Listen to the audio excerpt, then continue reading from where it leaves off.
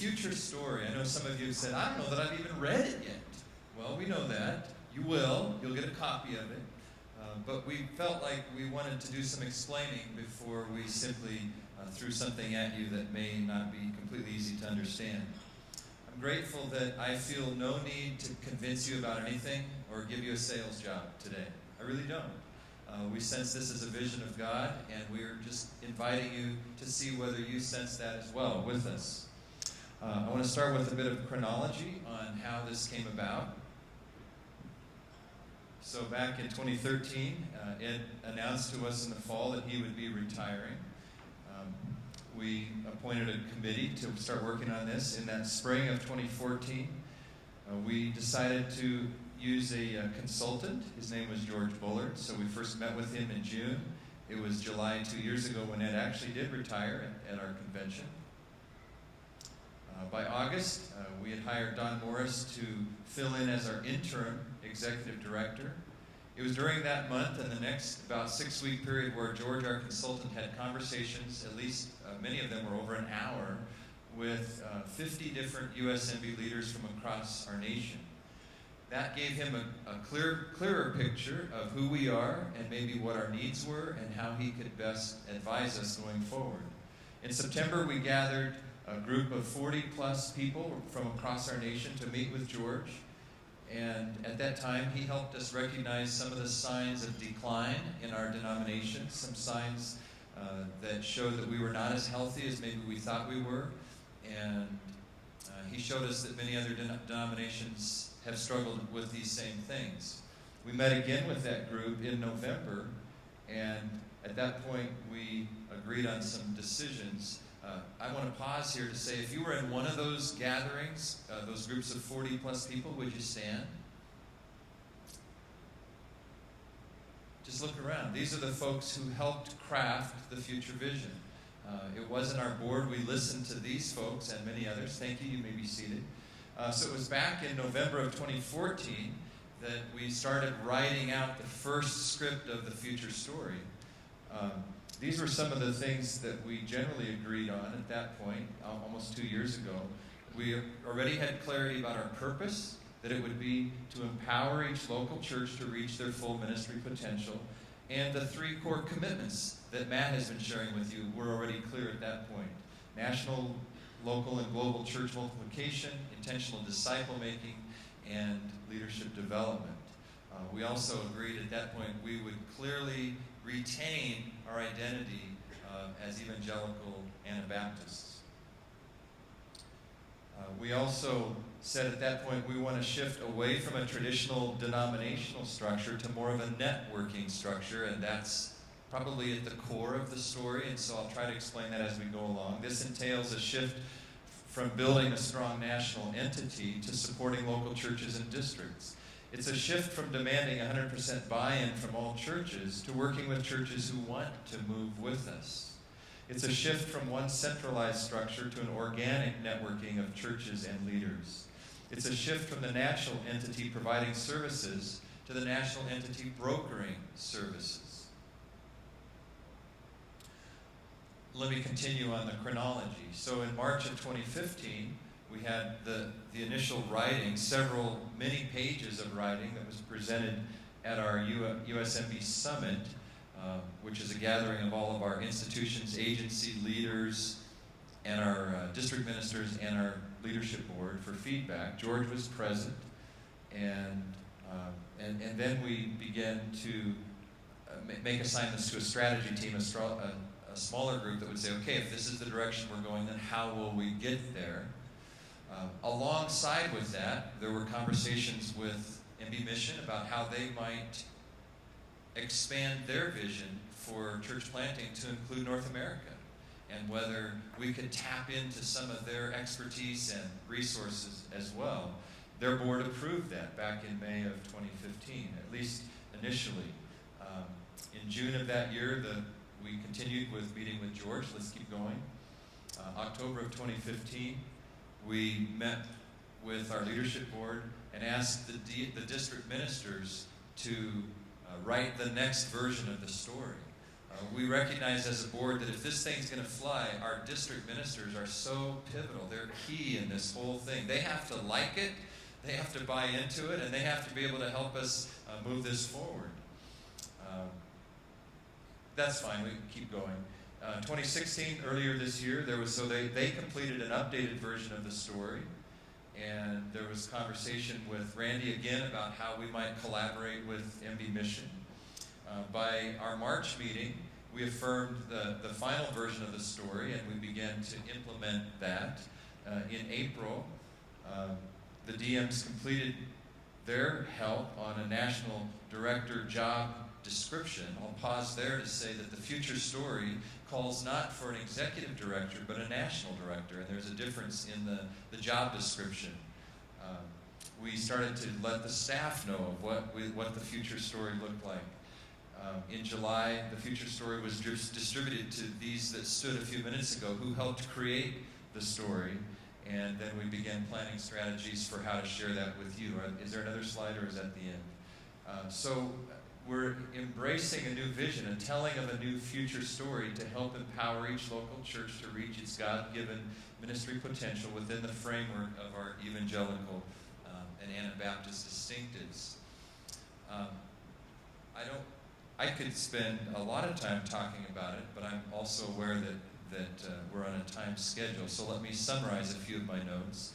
Back in 2015, in the spring, when there was a God moment when we met in San Diego with that summit, and we had already clarified our core commitments, and we said to the agency leaders, the institutional leaders, the district ministers, go off in groups and begin to dream.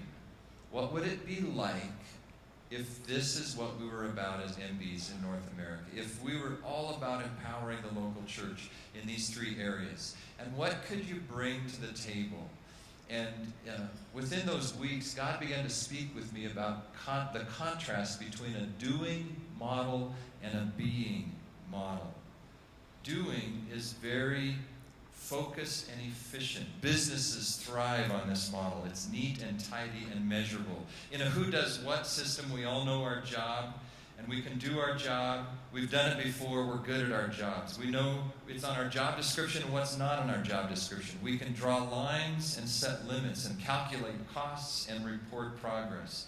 Doing rarely requires that we seek the assistance of others, and when we do, it actually comes across as though we're not capable of doing what we've been asked to do. When we focus on doing, there's no inherent need for God or for others. And some people and some churches actually can do their ministry quite well without either. I'm sensing that God is calling us into a bringing season. Instead of asking, well, what does your agency do and what do you do, and let's make sure we don't cross paths, what if we now came to the table and said, well, what can you bring? When it comes to leadership development, what could you bring, Tabor? What could you bring, Seminary? What could you bring, Fresno Pacific? Maybe the Foundation, Ministry Quest, which is now Faith Front. What could you bring to the table to help us with developing leaders? Same with intentional disciple making. Same with church planting and evangelism. I want you to think of the small boy who brought his little lunch and just said, this is all I have, but God used it in a great way. I want you to think of a potluck meal.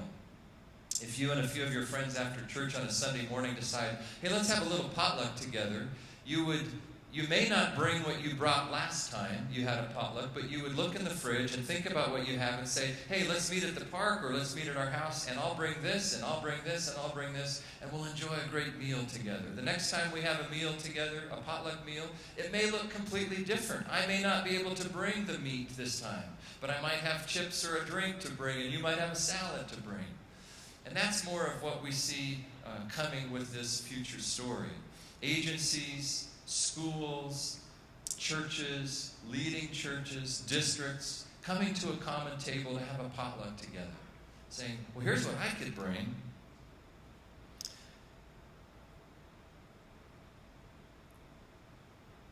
Let me look at a few more slides of summary.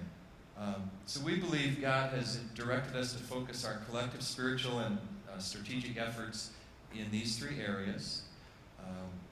To help give life to these three core commitments, USMB will support and encourage networks of MB churches to engage in collaborative efforts around one or more of the following commitments.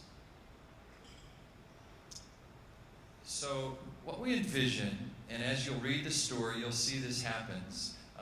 We set up a national strategy team under the directorship of our national director, and the people that gather on that team are doers, they're bringers. They don't just come and report like we used to do with summit meetings. Well, here's what our agency's done the last year, pray for us, pat us on the back. But they actually come to the table saying, let's collaborate together. Here's what I can bring to a new effort or energy in the area of church planting, for example, or intentional disciple making, or leadership development. And so we envision calling together these gatherings of churches and institutions and leaders, totally on a voluntary basis. You don't have to come, but if your church is saying, man, we want to ramp it up a little bit with leadership development or intentional disciple making, then you would want to come to one of these gatherings and come to the table saying, what can I learn from you? Incidentally, this afternoon, so we're going to have workshops where we unpack this more. Both workshops will be identical. You can come to either one after lunch. We'll also have another time during our 4 or 4:30 session where we'll talk again about this. But we're not going to ask you to vote on this. Let me tell you why. We're not bringing bylaw changes or changes to our confession of faith. Of course, those would require votes. We're simply asking you, can you get on board with us? Okay, when you vote, you can choose a position, one side or the other, and still stay on the sidelines. In the new Future Story, we're not asking, are you willing to tell us if you like it and then sit on the sidelines? We're saying, we're kind of moving this direction. We sense God is leading us in this direction. Could you help us? We're not making major changes, folks. Okay, we're still MBs. We're still doing what we've always done. But I think we've clarified our focus. It might be the difference between leaving San Francisco on a boat heading to Hawaii, is what we had been doing, and now we've got a GPS locked in on a certain island, and we're going to head straight for that island. In George's consultation with 50 of us across the nation, one of the key issues he said we struggled with is lack of direction and focus. We need a clearer vision so we can rally around that vision. And I think that's what God has given us through these last 2 years of working through this. So this is not going to be something we vote on and then impose it down. We're no longer a from the top down model. We're embracing a grassroots model where we listen to our churches and our pastors and what their needs and what their vision is, and then we respond accordingly. The national entity is not about creating more programs that we can offer to you. It's simply, we're here to serve you. And you say, well, we'd love a little help in our church planting or our evangelism efforts, and we say, great. We can point you to him and to her and to them, and we might even gather you in your region or in your district or maybe nationally, and we're going to depend on you to network together. It's not us crafting a new program to help you. It's us helping you get together to learn from each other so that you can so that would empower you for ministry in an even greater sense. It's almost as if we sense that this is a river of God flowing. This is a part of the story that started in creation. It doesn't start now, but we're just catching a better glimpse of what God is doing, frankly, not just in our denomination. This kind of a shift is happening in many other denominations. A shift away from top-down leadership on a national level and a shift down to grassroots, empowering local churches. Sometimes our networking will be broader than MBs. And I would say to you, get used to it. Be okay with it. Jesus is. Jesus is, okay? He's okay with you partnering with your Methodist church down the road or a Lutheran, or it doesn't matter, okay? And their doctrine may not be quite the same as ours. But when we network, we learn together, we glean together, and there's synergy that happens together. I'd like to ask a few folks to stand. Dan Strutz, Jeremy Jordan, Jared Unruh, Jordan Ringhofer, Justin Hebert. Now, I don't even know all you brothers personally. But you guys, it's time for you to increase and me to decrease. Okay? You are some of the young leaders among us. You helped us see some of this, and some of us older guys said, "Are you sure that's going to work? What about this networking stuff? We don't totally understand that. We like structure and all that." But I want to say to you, we want to bless you. We love you guys, and you represent a bunch of young leaders that God is raising up among us. And it's time for some of us who've been in leadership a long time to fade towards the back and to cheer you on and to bless you. And so if you understand this future story and it makes sense to you and you can help give leadership to us, we want you to do that. As you're standing, I also want Vaughn Joseph, Paul Bartel, and Jason Phelps to stand. You also represent a younger generation of leaders, but you represent, for me, and I love you guys as well, but for me, you represent leaders who understand doing church a different way than we do, than I do. And I want to say to you, forgive us when we've tried to impose our way of doing church onto you. Okay? We shouldn't be doing that. God is giving you guys a vision for how to do life in a community and out of a home or out of a community center that may look very different than the way we do church at Parkview and Hillsborough. But it's good. And we want to learn from you. And I want to just bless you that are standing and say to you, you represent a whole generation of new leaders, and it's time for us to applaud you and affirm you and free you to lead among us. Thank you for standing.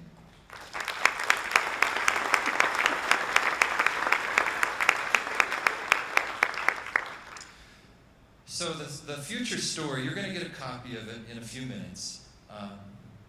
The future story is written backwards. Okay, you remember Matt was saying how some golfers might say, well, if the hole is here on the green, then you need to land here on the green to get to the hole. And if you need to land here on the green, you need to be here in the fairway, and you kind of work it backwards, all right? So when you get the future story, it's written as if a reporter was in the year 2025 looking back at the movement of the Mennonite Brethren in the U.S. and recording. Well, here's what happened in around 2015, 2016. Here's what happened in the next years. Here's what happened in the next years. And so if we want to get to where we think God is leading us, it's a way of telling the story going backwards, all right? So that's the first instruction on how to read this. The second one is to say to you, it's not going to turn out the way it's written. I can just guarantee that, because it's always in motion, it's moving, it's not in cement yet. Okay, it's not locked in. So even though you'll read this, and I think you will get excited about, wow, this could be the truth for us. It may change, and it likely will change. So don't hold the board and say, well, you said in 2020 this would happen, or by this year this would happen. That's not the point of this. The point is to help us gather our energies and head in the same direction together, like Matt's arrow that he showed us a few minutes ago. We don't have it all figured out. We need your help to continue to flesh out the story. You'll see in the story some inferences to how we can become more culturally diverse, which we desperately need. You'll see in the story about comments about a name change. When George talked to 50 of us, about 25% of our leaders said we ought to consider it seriously as a name change. So you'll see in the story in which year we think that might be appropriate to bring to the surface and take some serious consideration about that. The story's already begun. Like I said, it's begun, and it's God's story. And, this isn't a perfect story, but a bunch of us think that this is the direction that God is leading us. And we feel like we're already in the flow. We're in the boat already. The river is flowing. And as you learn more about the story, and as you have a chance in the workshops to ask questions and gain understanding, we hope that you'll be able to stand with a bunch of us this afternoon to say, I'm in too. I think this is the way God is leading us, and I want to be a part of that. At the workshops, we'll have a few hard copies of the story. It's also been posted on our USMB website as of this morning. And I haven't checked my email, but while I was talking at noon, you were supposed to get an email that has the future story in it. So if you're registered and if we had your email, that should have arrived in the last 15 minutes. And you have your own chance to now read the entire story. We'll give chances to ask questions later. Okay, I've taken as much time as I can right now to explain it. Like I said, we come to one of our workshops this afternoon. We'd be glad to answer as many questions as we can about that. I do want to say, though, as I close this part, that the future story requires us to have a national director, someone who's championing the vision of USMB, telling the stories of how we're fulfilling our 3 core commitments, networking churches around our core commitments, brokering resources that enhance the core commitments, and thinking broadly along with our other agency leaders. It requires us to have a national strategy team that has not yet been developed. Incidentally, we'll be leaning heavily on some of our lead churches, some of our most progressive churches. Our consultant said, let them lead the denomination. Learn from them. Don't just say, well, they can do their thing and we're going to struggle to do our thing. So we'll be tapping you on the shoulder saying, help us. Give us some direction on this. As the district ministers who now meet regularly and are a part of the leadership board and the board met together, we discerned and prayed that God was giving us a national director in Don Morris, and we've asked him whether he would assume the position of national director. And this afternoon's session, we want to explain that a little bit more and actually hand the baton over to him with this new title. So I wanted you to be aware that that's where we are, and that's how we feel like God is leading us.